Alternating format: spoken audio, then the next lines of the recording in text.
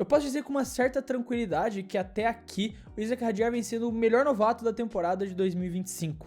Isso é uma grande surpresa quando a gente para pra pensar, ainda mais quando no começo do ano, se a gente lembrar de como estava a situação dele, é até uma surpresa que ele tenha chegado na Fórmula 1. Porque no ano passado, quando a gente lembra muito bem como estava toda a situação da Red Bull, quando estava ainda naquela instabilidade, se a gente não sabia se o Checo ia ficar ou não, e eventualmente a Red Bull anuncia que o Checo não vai mais continuar com eles para 2025, mesmo tendo um contrato assinado com a equipe para pilotar por mais um ano. Então se cria toda essa guerra de quem que vai pilotar ao lado do Verstappen, se vai ser o Tsunoda ou o Lawson, acaba eventualmente sendo o Lawson. E só por conta de toda essa novela e da decisão de demitirem o Checo em primeiro lugar, que o Isack Hadjar ganha essa vaga, só que ainda assim não foi algo tão fácil, isso porque o Colapinto tava na frente do Isack Hadjar para ter essa oportunidade de pilotar na Racing Bulls, caso houvesse a demissão do Checo e eventualmente a promoção de um dos dois pilotos para Red Bull, seja o Yuki ou fosse o Lawson. E o Helmut Marko acabou optando pelo Hadjar só porque no final da temporada do ano passado, os rumores que envolviam o Franco Colapinto começaram a diminuir bastante depois da onda de batidas que ele teve, principalmente nas últimas 4 etapas da temporada de 2024. Isso fez com que o Helmut Marko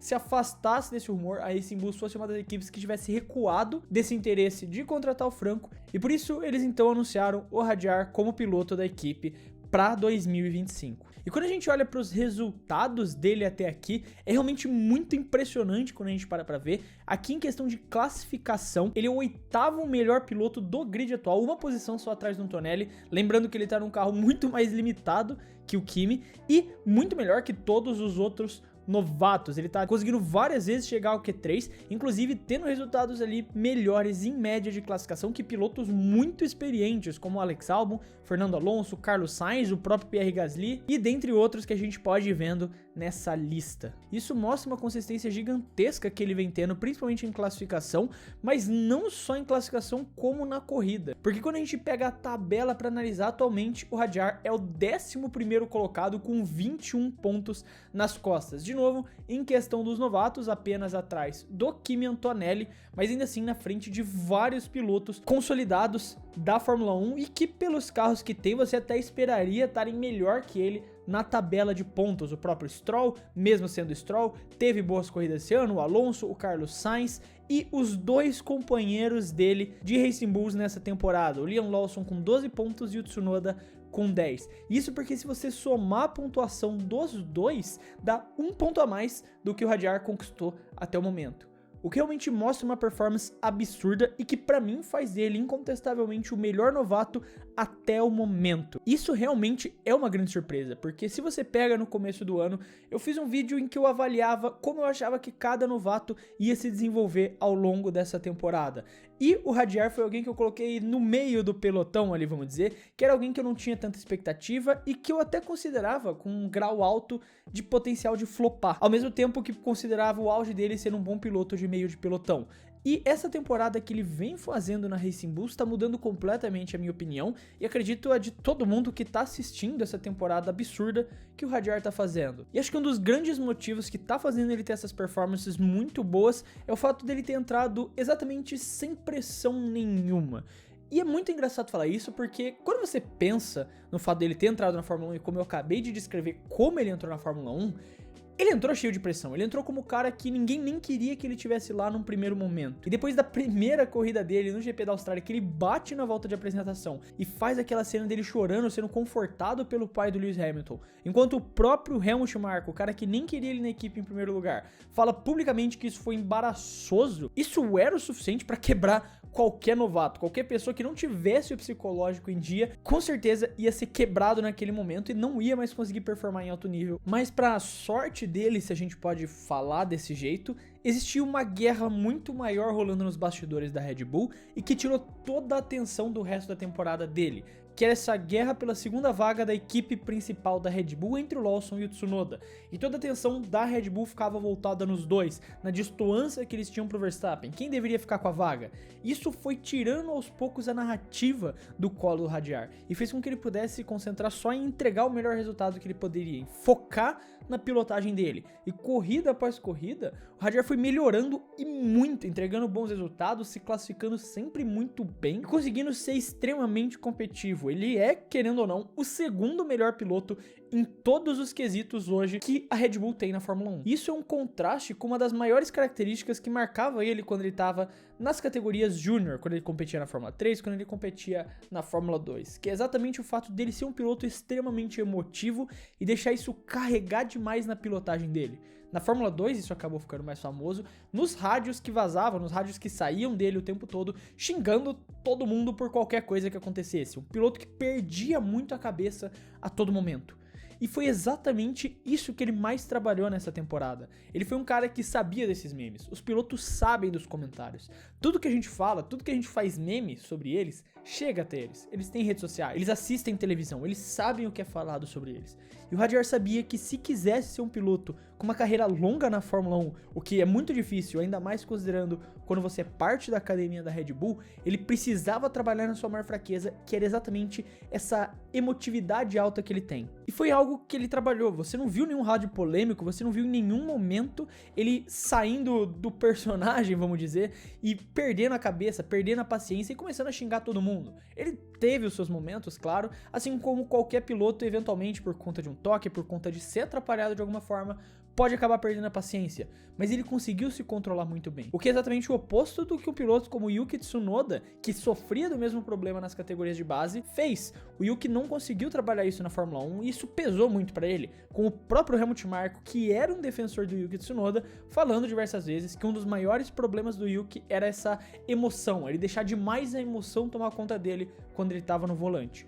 O Hadjar, ele foi muito bem, apesar daquele episódio na Austrália, para saber controlar e canalizar a emoção dele em pilotar melhor e não em sair frustrado por qualquer coisa que acontecesse na pista. Agora, se a gente estiver falando de resultados na prática, você pode muito bem dizer que o Antonelli vem sendo o melhor dos novatos até aqui, porque em questão de classificação e de resultado, até mesmo pelo Antonelli ter pego um pódio com a Mercedes no GP do Canadá, ele tá na frente do Hadjar. Mas é claro que você tem que levar em conta os contextos, os carros que os pilotos estão.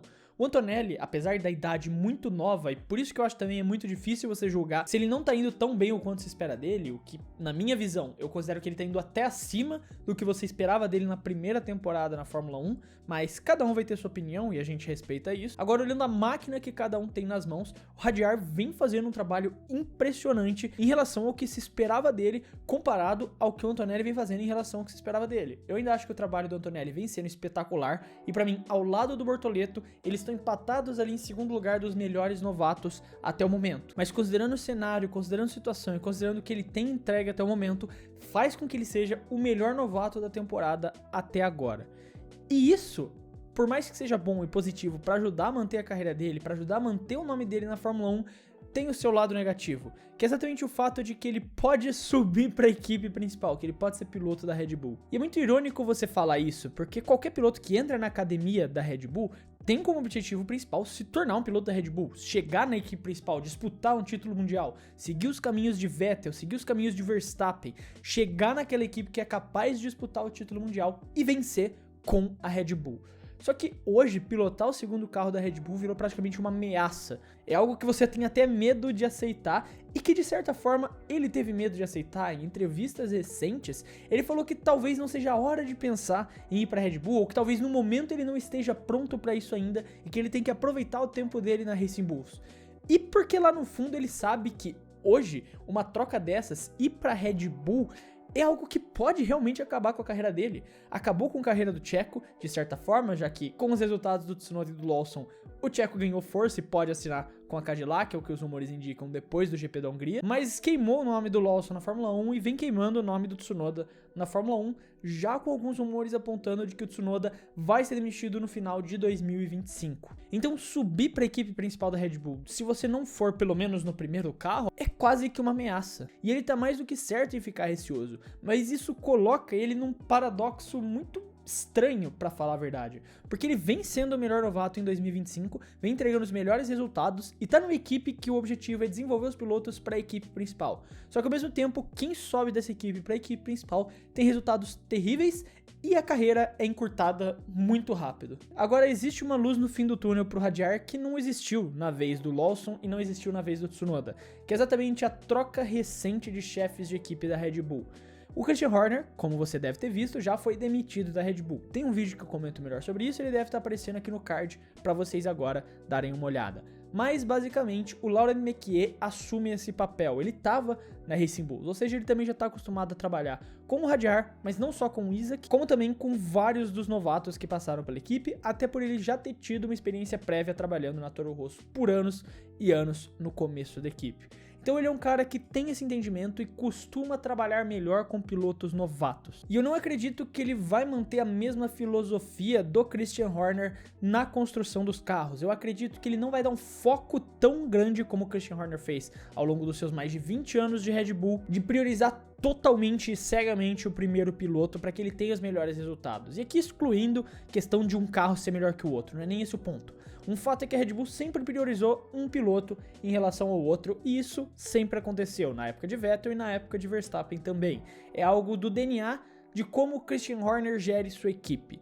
E eu não acredito que o Laurent Mekies vai gerir a Red Bull da mesma forma. Eu acredito que ele vai dar um enfoque maior para que os dois pilotos estejam competindo de alguma forma, exatamente por ele ter essa construção, ele ter esse passado de trabalhar na equipe júnior da Red Bull, de ter esse passado de trabalhar com os pilotos novatos, e no tempo que ele passou na Ferrari também, a Ferrari é uma equipe conhecida por dar chances iguais para os seus dois pilotos, pelo menos no passado recente, porque quando a gente olha historicamente não era assim, mas nos últimos anos a Ferrari vem sendo uma equipe muito que dá campo aberto para os seus dois pilotos entregarem o melhor resultado, e quem tiver melhor eles vão priorizar.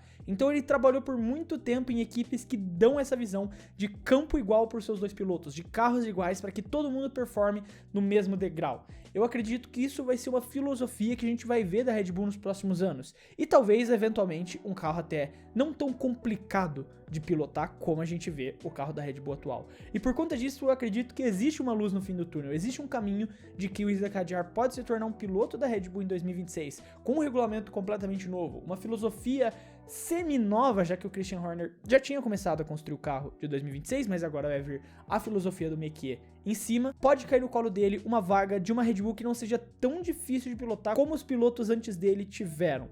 E por conta disso, esse dilema pode não ser mais algo tão ruim quanto como foi pro Yuki Tsunoda, como foi pro Lawson e para todos os outros pilotos que passaram por essa segunda vaga da Red Bull. Mas claro que tudo isso fica muito no campo da especulação e é difícil a gente afirmar alguma coisa sem de fato ver.